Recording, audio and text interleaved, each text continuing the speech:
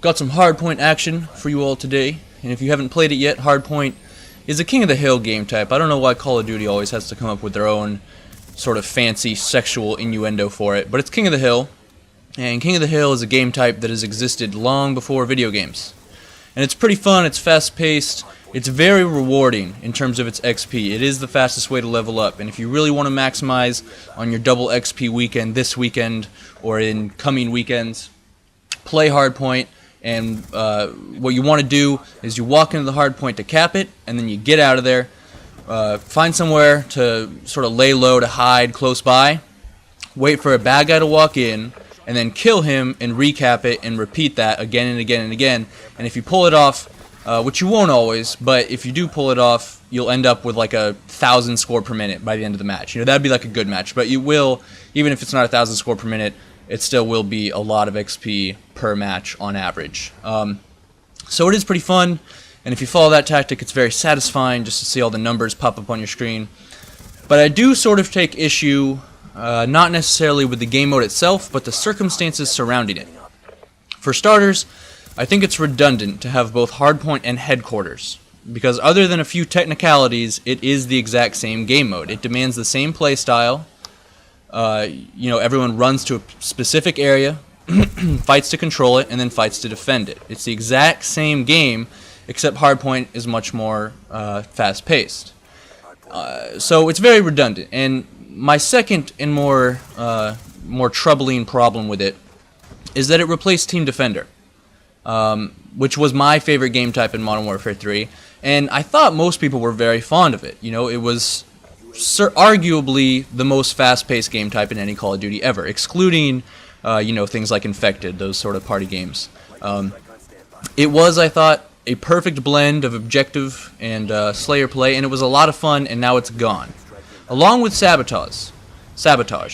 And I'm also sort of upset about that, but I try to be a fair critic to see the developer's point of view, and I understand why Sabotage is gone. Sabotage had basically just turned into an easy way for people to boost their win-loss. You got a full party, you go into Sabotage, you rush the bomb, and you could win a match in under 30 seconds, and so people would get these 100 win streaks in under 2 hours, myself included, and it was sort of a cheap way to stat boost, and, we all know Vonderhaar gets cranky about that sort of stuff, so I understand why that's gone, but I don't understand why Team Defender's gone.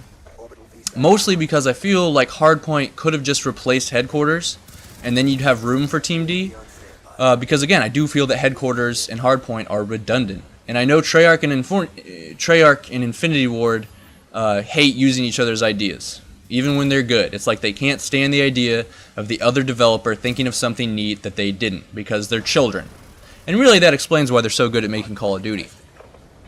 I think the problem Treyarch had with Team Defender was that a lot of the time, a team would get the flag, they'd get set up in the very back or a corner of the map, and they'd basically be impenetrable. Especially if the flag carrier had flak jacket, and the whole game would turn into one team valiantly but hopelessly trying to storm this other team's heavily fortified position. The clearest example in my mind is on Mission. A team could get set up with the flag in the back of CDOM, and the flag carrier would go far back in a corner with flak jacket, and the game would basically be over. The game of Keep Away is meant to have a roaming objective. That's what makes it so fast-paced, so entertaining, and those were really the best Team Defender games. And a team getting the objective and camping hard with it and basically winning the game right from the get-go, that is a problem that has plagued every Keep Away game for an age. And so it's surprising to me that Treyarch wasn't able to incorporate some of the fixes that other games have found for this, like Halo. Outside of throwing away the whole game type, there is an easy fix. Here's what I would do. I'd say, make the flag a laptop that the carrier has to have in one hand, so his other hand can only carry a sidearm, right? So he's got the laptop in one hand, and then you have a pistol or a revolver or even an executioner in his other hand. And, you have this laptop, and it's downloading something from the enemy's database, some top secret files, their nuclear codes or something. And when the enemy is holding it, it's downloading your files. This is very similar to, like, a lot of campaign levels throughout Call of Duty history. Now you get points per megabyte downloaded, and then ultimately you want like 10k megabytes, but the catch is that every 2500 megabytes the laptop explodes.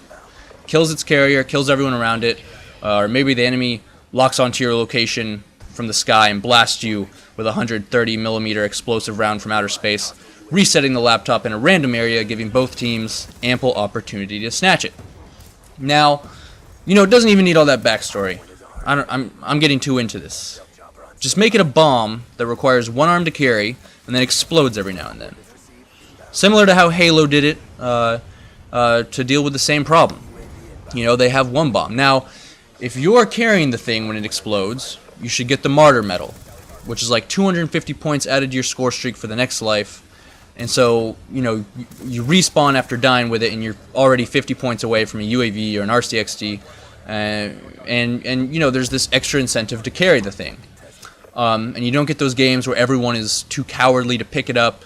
And you could even make it like 200 points per kill while you're carrying the thing, right? So if you kill somebody with that little pistol while you're carrying the bomb, 200 points. 5 points per second that you hold it or something. You know, something, you know, continuous streak of points. The more incentive to carry the objective, the more people will try to carry it. The more fast-paced and exciting the game will become. And again, if it's killing everybody around the bomb carrier as well, like in Halo, then, you know, people aren't going to be as excited to camp near you. Especially, and I also think they should keep doing the thing where, you know, it has that little UAV where if you're near the bomb carrier or the flag carrier or whatever, it shows your little red dot on the map, right? That little constant UAV. And so people are going to feel, you know, very hesitant to come camp with you in this corner or whatever, you know, and any sort of defensive position you get worked out will ultimately end in failure because the thing will explode and kill you all.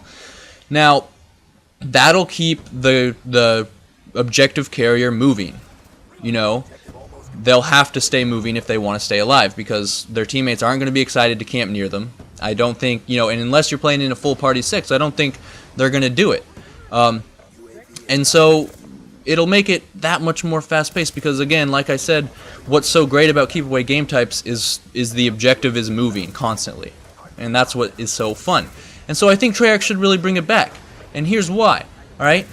At any given time, not any given time, but for most of the time that Modern Warfare 3 was still in style, the Team Defender playlist was more populated than Multi-Team, Hardpoint, or Headquarters is right now. And that says something.